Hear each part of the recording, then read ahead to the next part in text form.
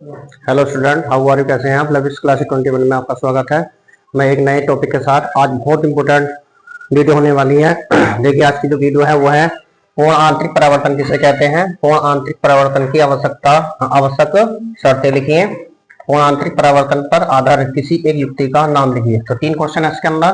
एक तो पूर्ण आंतरिक परावर्तन की डेफिनेशन देनी है और पूर्ण आंतरिक परावर्तन की जो मुख्य शर्तें हैं वो लिखनी है और पूर्ण आंतरिक परावर्तन पर आधारित युक्ति का नाम लिखना है।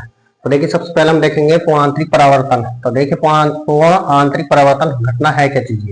ये अपवर्तन पर आधारित घटना है आपकी, जिसमें प्रकाश किरण जो होती है सरल माध्यम में क्रांतिक कोण से अधिक कोण पर जो है आपतित हो जाती है। फिर बाद में जो है विरल माध्यम में अपवर्तन के बाद उसी माध्यम में लौट जाती है और इसी घटना को पूर्ण आंतरिक परावर्तन कहते हैं। और लिखने का तरीका ये है कि अपवर्तन की वह घटना जिसमें प्रकाश किरण सघन माध्यम में क्रांतिक कोण से अधिक कोण पर आपतित होती है, तो यह विरल माध्यम में अपवर्तन के बाद उसी माध्यम में लौट आती है। इसी घटना को पूर्ण आंतरिक परावर्तन कहते हैं। तो ये पूर्ण आंतरिक परावर्तन की घटना हो गई आपकी है। और उसमें पूर्ण आंतरिक परावर्तन की शर्तें हैं आपकी यहाँ पर। पूर्ण आंतरिक परावर्तन की शर्तें क्या होती हैं? देखिए, इसमें यहाँ पर पूर्ण आंतरिक परावर्तन की 2 शर्तें हैं हमारी। मुख्य 2 शर्तें हैं इसकी। नंबर 1, प्रकाश कण सदैव सघन माध्यम में आपतित होनी चाहिए। क्या है आपकी? प्रकाश कण सदैव सघन माध्यम में आपतित होनी चाहिए।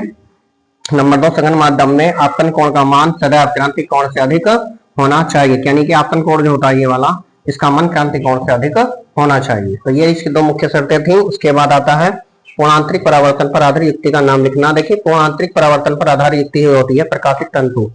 प्रकाशित तंतु एक ऐसी युक्ति है जो पूर्ण आंतरिक परावर्तन पर आधारित युक्ति है, जिससे प्रकाश के बारे में पता किया जाता है। उसके बाद देखिए, एक क्वेश्चन है आपका, बहुत इंपॉर्टेंट क्वेश्चन है, 2025 में आया हुआ क्वेश्चन है, 24 में भी। एक अभिसारी लेंस की फोकस दूरी 20 सेंटीमीटर है। लेंस की क्षमता क्या निकालें? लेंस की क्षमता ज्ञात कीजिए। तो हमें क्या दिया हुआ है? देखिए, गिवन दैट लेंस की फोकस दूरी एफ बराबर रखिए 20 सेंटीमीटर। क्या है आपकी?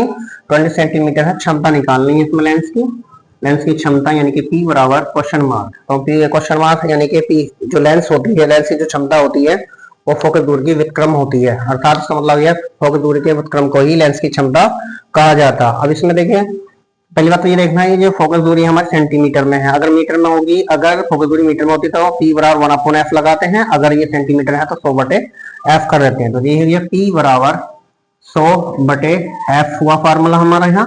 तो ये जगह P बराबर 100/20।